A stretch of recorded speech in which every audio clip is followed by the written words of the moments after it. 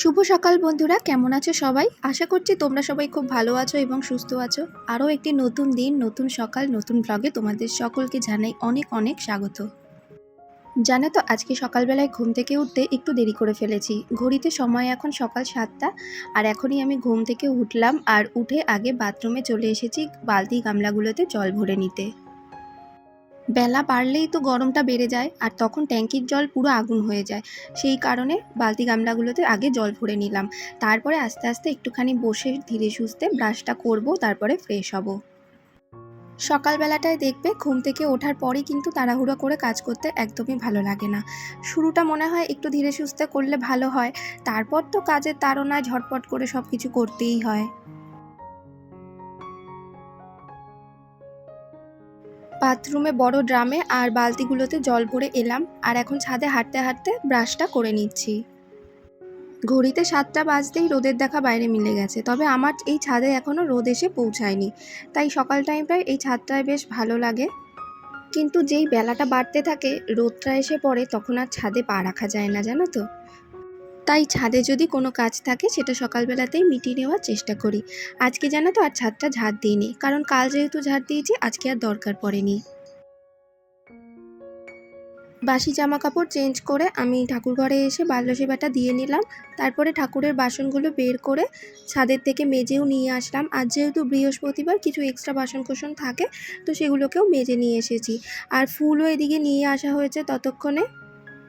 ফুলটা আনতে দাদাকে পাঠিয়েছিলাম, তো দাদা ফুল এনে দিয়েছে সকাল সকাল। আর আমি এখন চলে যাচ্ছি রান্নাঘরের দিকে। আমাদের বাড়ির পিছন দিকটায় জানো তো, মাটিতে কিছু গাছ উঠেছে, যেমন কুমড়ো গাছ, পেঁপে গাছ, উচ্ছে গাছ। তো সেখানে কুমড়ো গাছে না দুটো ফুল ফুটেছিল, সেই ফুল দুটোই আমি তুলে নিয়ে গেলাম। আর এদিকে এসে চাটা তারপরে বসিয়ে দিলাম। সবজির যে সমস্ত খোসাগুলো থাকে সেগুলো না ওই মাটিতে ফেলা হয়, আর সেখান থেকেই না ওই গাছ উঠেছে। তো বেশ ভালোই হয়েছে। উচ্ছে গাছে জানো তো, কিছুদিন আগে বেশ 3-4টে করে উচ্ছে হয়েছে। পেঁপে গাছটা যদিও এখনও খুবই ছোট, তো সেটা এখনও জানি না হবে কি না। তো এদিকে আমি চাটা বানিয়ে নিয়েছি মা, বাবা আর আমার জন্য। আর চাটা খেয়েই তারপরে রান্নার কাজটা শুরু করে দিলাম।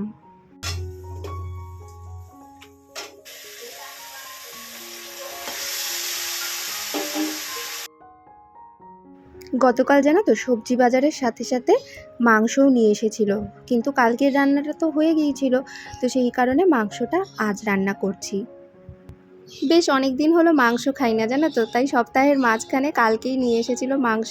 আর আজকে আমি রান্না করে নিলাম। আর ওদিকে রান্নাটাকে বসিয়ে এখানে কিছু স্যালাড কেটে নেব। আমি আগে থেকে না জলে ভিজিয়ে রেখে দিয়েছিলাম সব। যে কোনো সবজি বা ফল কাটার আগে জানো তো এইরকম জলে ভিজিয়ে রেখে দিই কিছুক্ষণ। আসলে এখনকার দিনে তো কোনো জিনিসই খাঁটি নয়, সব কিছুতেই ভেজাল রয়েছে। তো সেই কারণে ভিজিয়ে রেখে দিই, যাতে এর মধ্যে যদি কোনো ভেজাল থাকে, আর যেহেতু সবই সারের জিনিস, তো সেই কারণে ভিজিয়ে রেখে দিলে কি হয়, কিছুটা হলেও কিন্তু আমাদের উপকার হয়। আমাদের বাড়িতে যে কোনো সবজিও রান্না করার আগে কিছুক্ষণ ভাপ দিয়ে নেওয়া হয়। যে কোনো সবজি রান্নার আগে জলে একটু ভাপ দিয়ে নিলে ভেজালটা চলে যায়। এই কথাটা ডাক্তারবাবুই বলেছে, আর সেটাকে ফলো করেই আমরা এখন রান্নাবান্নাগুলো করি।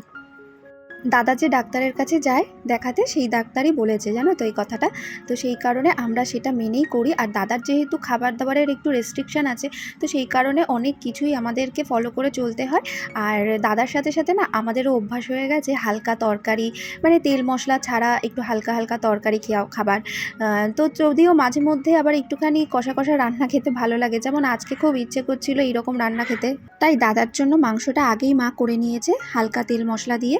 কিন্তু আমাদের তরকারিটা আজকে একটুখানি কষা কষা করেই করব। আর এখানে এখন আমি টমেটো কেটে নিচ্ছি, এটা চাটনির জন্য। যেদিনটা চিকেন রান্না করি সেদিন খাবারের শেষে জানো তো একটু চাটনি খেতে ইচ্ছা করে। ভেবেছিলাম যে কাঁচা আম দিয়ে চাটনি বানাবো, কিন্তু ঘরে কাঁচা আম ছিল না, টমেটো ছিল, তাই 2টো টমেটো দিয়ে চাটনি বানিয়ে নেব। গরমের দিনগুলোতে কাঁচা আমের চাটনিটাই খেতে দেখবে বেশ ভালো লাগে, কিন্তু কি করব, যা ছিল তাই দিয়েই করছি।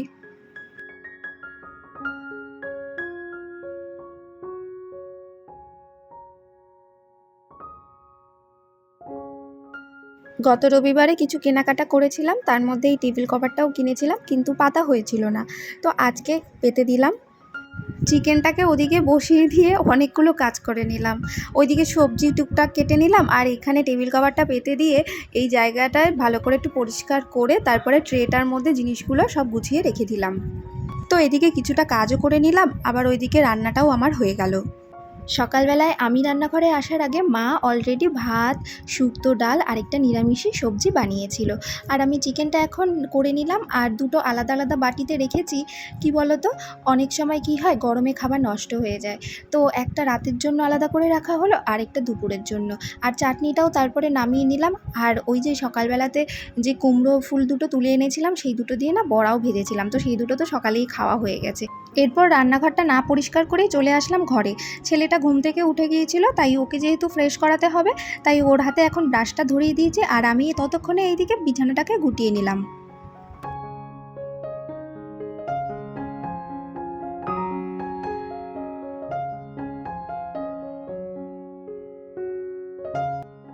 দেখবে, বেডরুমের কাজগুলো শুরু করার আগে সবার প্রথমে যদি বিছানাটাকে গুটিয়ে নেওয়া যায় সুন্দর করে, তাহলে ঘরটা কিন্তু অনেকটাই গোছালো বলে মনে হয়। আজকে জানো তো, আবার ভেবেছি ঘরের আসবাবপত্রগুলো মুছে নেব, কিন্তু এখন আর টাইম হলো না, কারণ যেহেতু বেলা বেড়ে গেছে, তো ছেলেরও খাবার টাইম হয়ে গেছে আর আমাদেরও খাবার টাইম হয়ে গেছে। তাই প্রথমে ছেলেকে খাইয়ে নেব, তারপরে আমরা খেয়ে নেব। ঘরের কাজের ফাঁকে ফাঁকে আমার কিন্তু ওর ওপর সবসময় নজর রাখতে হয়।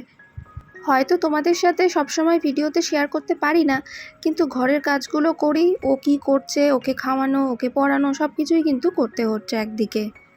খেয়ে ওঠার পরে রান্নাঘর পরিষ্কার করার কাজটা বাকি ছিল, সেটাও সেরে আসলাম।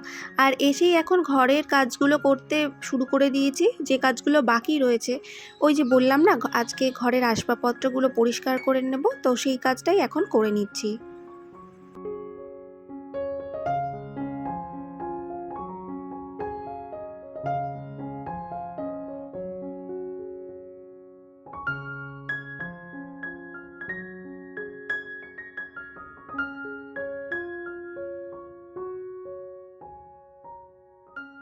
বেশ কিছুদিন ধরে কাজ করতে এত কষ্ট হচ্ছে না বন্ধুরা, এত গরম পড়েছে। আর সেই গরমের জন্য কাজ করতে গিয়ে ঘাম তো ঝরছেই, সাথে না গায়ে না কীরকম জ্বালা পোড়া দিচ্ছে। মনে হচ্ছে এবার কাজগুলো থামিয়ে স্নানে চলে যাই সোজা, কারণ স্নানটা করলে পরে তাও একটু কিছুটা হলেও শান্তি লাগে। তাই আজ আর বেশি কিছু কাজকর্ম করব না। এই আসবাবপত্রগুলো ঘরের সব পরিষ্কার করে নিলাম, তারপরে ছেলের এই পড়ার ঘরটায় এসে পর্দাটা সবার প্রথমে টানিয়ে দিলাম। কেন বলো তো, এত রোদ হয়ে উঠে গেছে, তো ওখান থেকে না প্রচণ্ড পরিমাণে রোদ আসতে থাকে, তাই পর্দাটা দিয়ে দিলে ওই ঘরটা একটু অন্ধকার অন্ধকার থাকে। তো সেই কারণে পর্দাটা দিয়ে ওই ঘরে তোমার চেয়ারটা ছিল, চেয়ারটার যে কভারটা সেটা একটুখানি ঠিকঠাক করে দিয়ে আসলাম, আর একটা কুশন কভার থাকে ওর উপরে, তো সেটাও ঠিক করে দিয়ে আসলাম। আর তারপরে এখন ঘরটাকে ঝেড়ে নিচ্ছি। বেলাটা বেড়ে গেলেই না ঘরের পর্দাগুলো সব দিয়ে দিই, জানো তো, তাহলে একটু ঘরটা অন্ধকার অন্ধকার থাকে, মনে হয় যেন গরমটা কম লাগছে।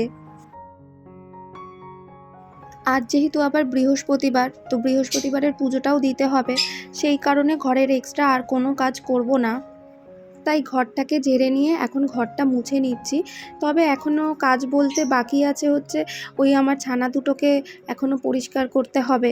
ওটা তো এখন কাজ নতুন বেড়ে গেছে, ওদেরকে পরিষ্কার করে তারপরে আমি স্নানটায় যাব। আর ছেলেকেও স্নান করে দিয়েছি, ওকে স্নানটা করিয়ে না এখন একটুখানি লেখা দিয়ে বসিয়ে দিয়েছি। প্রতিদিনই যখন ঘরে এসে ঘরের কাজগুলো শুরু করি, ওকে বিছানায় বসিয়ে দিই কিছু লেখা দিয়ে, না হলে না খুব দুষ্টুমি করে। এখন তো স্কুল ছুটি, গরমের ছুটি যেহেতু চলছে, বাড়িতে থেকে থেকে তো একদম পাগল করে দিচ্ছে, তাই কিছু না কিছু দিয়ে তো ব্যস্ত রাখতেই হবে। এই টাইমটা হয় ড্রয়িং, নয় কিছু লেখা দিয়েই বসিয়ে দিই, কারণ এই টাইমটায় আমার সম্ভব হয় না ওকে বসে থেকে পড়ানোটা। তো সেই ক্ষেত্রে একটু লেখালেখির কাজ দিয়ে দিই, তাহলে ও ওর মতো কাজ করতে থাকে আর আমি আমার মতো কাজগুলো করতে থাকি। আর ঘরের কাজগুলো করার সাথে সাথে ওর দিকে নজরও রাখতে পারি, ও কী করছে না করছে। আর এই দিকে ঘরটাকে মুছে নেওয়ার পর ওদের পরিষ্কার করে দেওয়ার সময়, তো ওদের ট্রেটাকে আমি ভালো করে ধুয়ে নিয়ে আসলাম, আর এখন জলটাও দিয়ে দেব। সব বাটি ফাটি ধুয়ে খাবার টাবার ঝেড়ে দিয়ে দিচ্ছি। আমার যেহেতু অভ্যাস নেই, প্রথম দিনটায় না খুব ভয় লাগছিল এই খাঁচার ভিতরে হাত ঢোকাতে। মনে হচ্ছিল যদি বেরিয়ে চলে যায় তখন কি হবে, কিন্তু এখন আবার দুদিন ধরে কাজটা করতে করতে না অভ্যাস হয়ে গেছে।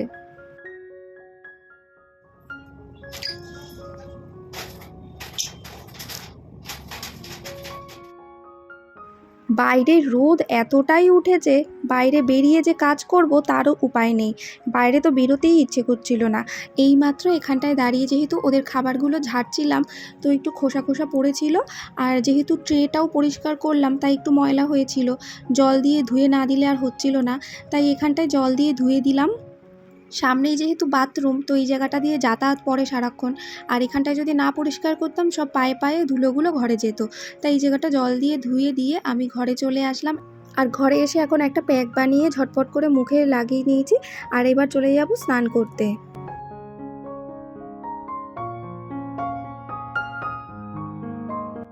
প্রতিদিনই স্নান করতে যাওয়ার আগে মুখে একটা প্যাক মেখে নিই, কারণ এত গরমে এমনিতেই মুখে প্রচণ্ড পরিমাণে ট্যান পড়ে যাচ্ছে।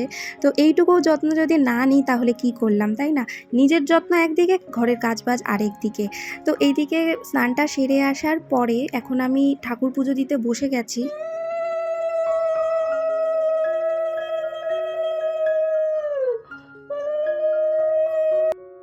সব কিছু গুছিয়ে নেওয়ার পরে ঘরটা বসিয়ে দিলাম, আর এখন পাঁচালি পড়তে বসেছি। বৃহস্পতিবারের পুজো জানোই তো, দিতে কতক্ষণ সময় লাগে। আমার তো মোটামুটি ৪৫ মিনিটের মতো লেগেই যায়। তো বন্ধুরা, আজকের ভিডিওটি আমি এখানেই শেষ করে দেব। তোমাদের ভিডিওটি কেমন লাগলো অবশ্যই কমেন্ট করে জানিও। ভালো লাগলে একটা লাইক আর সাবস্ক্রাইব করে অবশ্যই আমার পাশে থেকো, আমাকে সাপোর্ট করো। তোমাদের সাথে দেখা হচ্ছে পরবর্তী ভিডিওতে আবার।